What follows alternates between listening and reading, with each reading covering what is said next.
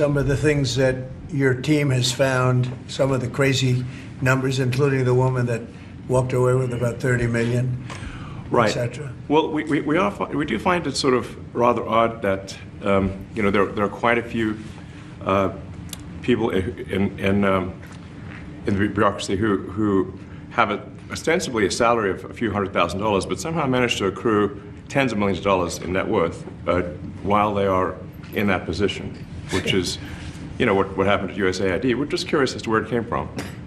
Maybe they're very good at investing, in which case we should take their investment advice, perhaps. But just there seems to be mysteriously they get wealthy. We don't know why. Where does it come from? And I think the reality is that they're getting wealthy at the taxpayer expense. That's the honest truth of it. So, we're looking at, say,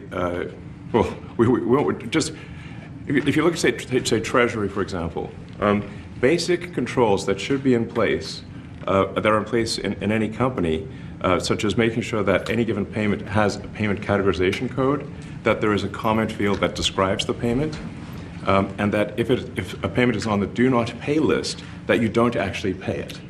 None of those things are true currently. So the reason that departments can't pass audits is because the payments don't have a categorization code. It's like just a massive number of blank checks just flying out the building. So you can't reconcile blank checks. You've got comment fields that are also blank, so you don't know why the payment was made.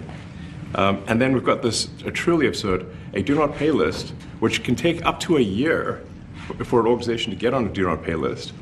And this, we're talking about terrorist organizations, we're talking about known fraudsters, known aspects of waste, known things that do not match any congressional appropriation, can take up to a year to get on the list, and even once on the list is not used. It's mind-blowing. So what we're talking about here, we're really just talking about adding common sense controls that should be present, that haven't been present. So you say, like, well, how could such a thing arise? That seems crazy. When you understand that really everything is geared towards complaint minimization, so then you understand the motivations. So if people receive money, they don't complain, obviously. But if people don't receive money, they do complain. And the fraudsters complain the loudest and the fastest. So then when you understand that, then it makes sense. Oh, that's why everything they approve all the payments at Treasury. Because if you approve all the payments, you don't get complaints. But now we're saying that, no, actually, we are going to complain. If money is spent badly, if your taxpayer dollars are not spent in a sensible and frugal manner, then that's not okay. Your tax dollars need to be spent. Why is that? Like, it's just common sense. It's not draconian or radical, I think. It's really just saying, let's look at each of these expenditures and say, is this actually in the best interest of the people? And if it is, it's approved. If it's not, we should think about it. So, there's crazy things like just cursory examination of Social Security, and we've got people in there that are 150 years old. Now, do you know anyone who's 150? I don't. Okay. They should be on the Guinness Book of World Records. They're missing out. So, that's a case where, like, I think they're probably dead. It's my guess. Or they should be very famous, one of the two. And then there's a whole bunch of Social Security payments where there's no identifying information. Well, like, why is there no identifying information? Obviously, we want to make sure that people who deserve to receive Social Security do receive it, and that they receive it quickly and accurately. I'll tell you another crazy thing. So, one of the things is, like, we are trying to sort of right-size the federal bureaucracy, just make sure that this. Obviously, there need to be a lot of people working for the federal government, but not as many as currently. So we're saying, well, okay, well, if people can retire, with full benefits and everything, that would be good. They can retire, get their retirement payments, everything.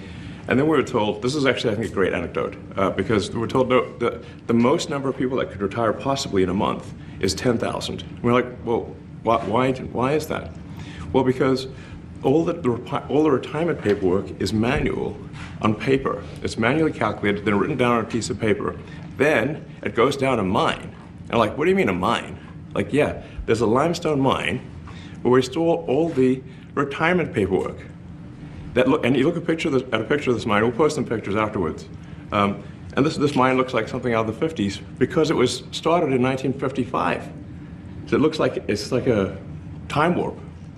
And then the speed, then the limiting factor is the speed at which the mine shaft elevator can move determines how many people can retire from the federal government. And the elevator breaks down and then, sometimes, and then nobody can retire. Doesn't that sound crazy? There's like 1,000 people that work on this.